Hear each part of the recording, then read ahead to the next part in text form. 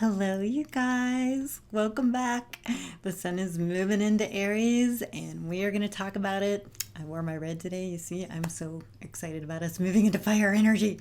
We have a lot of it coming, let me tell ya. We also have a couple of eclipses, and thankfully, some personal planets moving through grounded and grounding Taurus. So here are the times where we get to each of those topics on this video, and let's jump right in.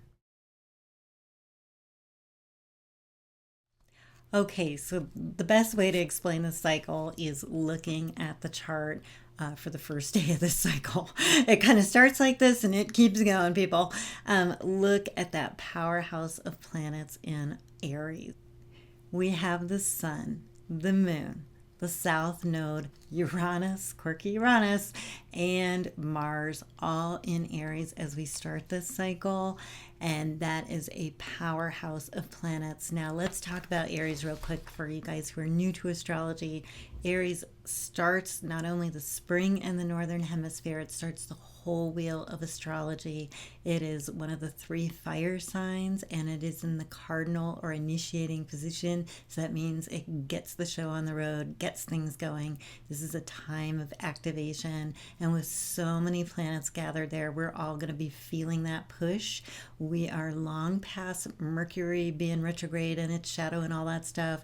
And even during the cycle, Jupiter, the planet of expansion, turns direct in another fire sign, the sign of Leo. So we're getting a lot of green lights finally, and a lot of energy that's going to help propel us forward, move us into new things, create some of those new opportunities, or we're going to start to see some doors open. So I'm very excited about it, though I have to tell you, it's very powerful energy. So I really want to red flag one point here. So March 30th through about April 14th. That's technically when Mercury is going to be in Aries, but there's so many other factors going on at that time that is absolutely a hot spot. I mean, yes, we get this cycle started off with a bang, but the time to really watch the fiery energies or to temper them is that March 31st through April 14th. And the reason that I'm saying that, not only will Mercury, be coloring our thinking, we could also just say things that we don't mean or things come out of our mouth before we have time to think about them. But yeah, so you really want to watch this period as far as, if you're mad and near the keyboard, just don't even put it in a hypothetical email because yeah. So, the other aspects to really look at and notice here, some key dates here are April 2nd. Look at this. Mercury is going to trine Saturn, which is also in a fire sign, the mutable fire sign of Sag, on the same day that the sun trines Jupiter. So the sun's in Aries along with Mercury, and it's going to touch Jupiter the same day that Mercury is touching Saturn. Then on the 4th, massive eclipse, the second one of the cycle, which we'll cover in just a little bit, but massive full moon in the middle of all this, of course. Then the 6th, again, these double whammies. Mercury, again, our thinking is going to touch bases with Jupiter, and I actually really like that one. It's expansive thinking, but we could get carried away because the sun is also going to be joining Uranus, but we may receive some surprising news, some good news about that time. So, I'm talking about April 6th, but it can come anytime in this really super fire period is what I'm going to call it. We have about 2 weeks of them during the cycle. Then next key date to mention, April 8th. Big day. Not only is it the Jupiter going direct, that's huge. I'm going to talk about that in a second, but we'll be under a Sag, again, fire sign moon, and then Mercury's going to connect with Uranus. This is where, again, it could just get out of control. So just, again, we're going to talk about how to temper these energies in a second with some Taurus medicine or energy. But then the last of these dates I want to mention to you is April 9th, when the sun conjoins or is in the exact same place as Mercury. So again, you can see that feisty Mercury mixing it up with everybody in a fire sign. And the thing is just to not get carried away with that. So again, the only other aspect in those that I want to give a little more play to is Jupiter going direct. This is huge, not just because I'm a Leo and love all my fire signs at work, read for this video. But literally, Jupiter is the planet of expansion. It's like it really helps us bring in more and all that great stuff. And it has, had its brakes on since December 8th. So it's just been going backwards. And so it's just sort of like things being put on hold. And I bet a lot of you can connect with really like the first few months of this year, one obstacle after another, but I think that this signals like, no, now we're really in a time of leaving some stuff behind and the new stuff finally coming online, and Jupiter is going to play a huge role in that. It'll actually be past that shadow thing that we talked about in the sun during Aquarius on July 6th, but really we're not going to have to wait till then for things to be moving. There's so much nice fire activation now. So it's sort of like when you're on the freeway and you've been stuck, and then all of a sudden the lanes start opening up. And I hope this cycle feels that way to a lot of you. Now, again, tempering the fire is really important. So let's talk about the planets that'll be in Taurus during this cycle. Okay, so I'm super glad. When I was looking ahead and seeing all that fire activity, I was like, oh wow, I'm a fire sign and I love it, but yeah. Especially after this year. I mean, just people have, the things I've been seeing clients going to and the energies I've been experiencing have been so intense that we're like, oh no, not another dose of fire. But actually, this time, I think we have some nice grounding. Whereas last cycle, we kept one foot in the Piscean kind of dreamy world. And I know a lot of you were getting a lot of extra sleep, doing kind of healing work. And then there was that, Aries kind of moving some stuff forward. This is a different combination. This is that Aries passion, getting bold, taking our first steps, getting out there, and enthusiastic, all those things that, that those combinations of Sagittarius, which is being hopeful, Leo, which is being courageous, and Aries together with all those connections that I just described will get us doing. They're going to be somewhat tempered or grounded by the energies in Taurus. And the best way I can give you guys to think about this, because Uranus is going to be one of the big players in the fire signs, is electricity. So you wouldn't want just like wild electricity going all over the place. It's not even safe. You need it grounded, just like the grounding in your house, etc. And that's where Taurus comes in. And what's really nice, throughout this cycle, we have at least one of the personal planets in Taurus throughout the whole shebang. So you'll always be able to access that energy. So for those of you who are new to astrology, the best things to think about Taurus, it is a fixed earth sign. So if Aries is fire and cardinal and initiating, let's all get going. Taurus is rooted. Think about nature, your favorite spot to go hiking, a tree you like to sit under, a park you like to visit, or just spending time with your four-legged or feathered friends.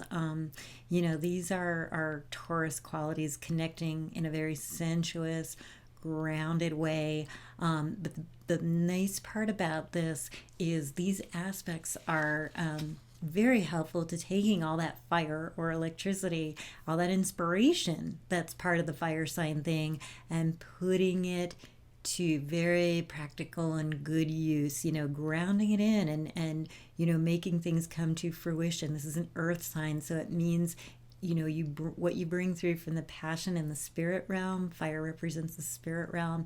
We bring into a tangible form, and that's another aspect of Taurus. And it also helps with determination. So you guys get all fired up and excited, but then the next day you're on to something else. Very Aries. Taurus will help you sustain the momentum, and so we're going to have those aspects happening throughout this cycle, and I think that they're going to be extremely helpful. So check out those dates and just kind of know you can, if you're feeling a little overheated or again exhausted by all the fire energy, tap into the Taurus energies to kind of balance that out. And again, those simple things: going for a walk, connecting with earth, grounding, feeling rooted, is just a wonderful therapeutic way to clear the energy when it's excessive, and then to put your plans and inspiration on solid ground.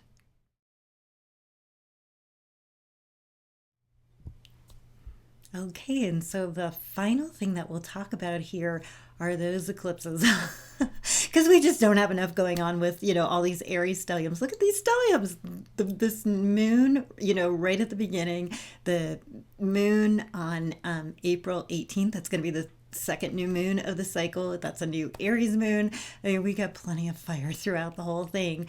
And so to add to that, we have these eclipses. Now, the interesting thing about the first one that happens on March 20th is it actually happens at 29 degrees of Pisces. So the last of that Piscean energy telling us we are really at the end of a cycle, and then all that new stuff coming online. And I know a lot of you are like, oh, I'm glad to be done with the first couple of months of this year. Yeah. And, yeah.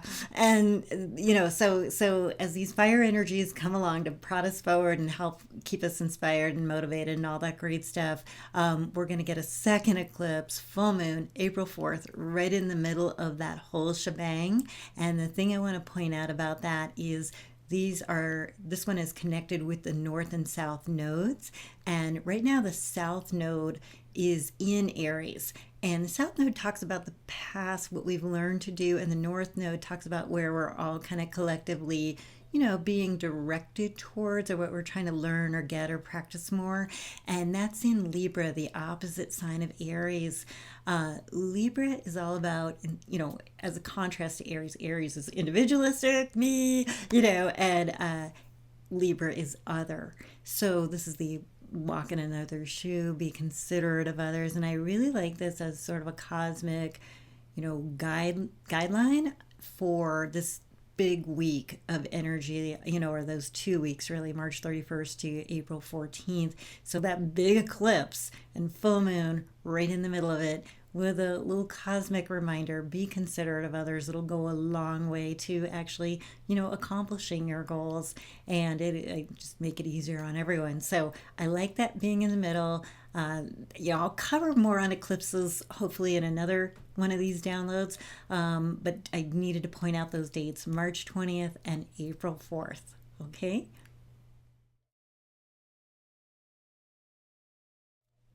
Now, let's get to the free stuff. Yay. I'm always excited about this because I really do love what I do. And so two ladies that I get to share astrology news with are Kristy and Kristina Walsh. The links to their shows are here in the description box. Kristy and I talk about astrology every month, the third Wednesday on Blog Talk, but you can listen anytime. You can go back and listen to the archives and catch any of those. She is an angel therapy practitioner, and she brings messages from the angels on the show, and we talk about them and how they are working with the energy of the planets. And so it's a really nice combination. So I invite you to tune into that.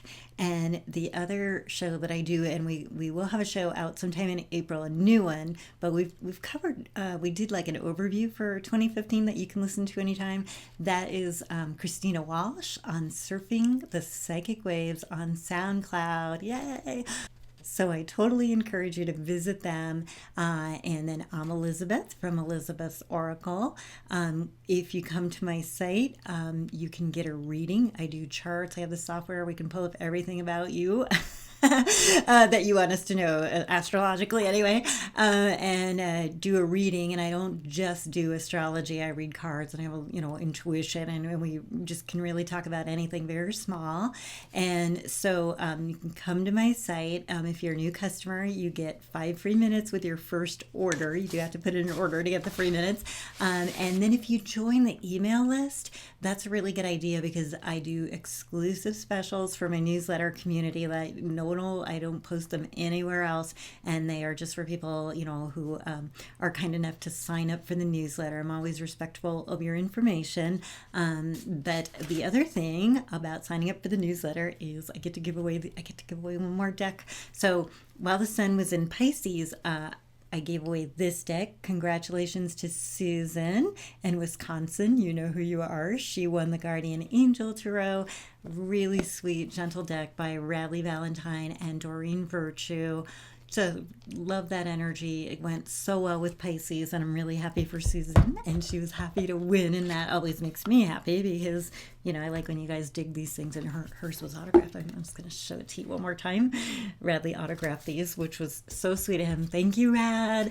And he autographed the new deck that we're going to give away. And interestingly enough, don't you love this? I didn't even plan it this way. The sun is going into feisty, fiery Aries. And we have the Archangel power cards. So I'm excited about giving away this deck. One of you guys are going to win it. And so join the email list for your chance to win.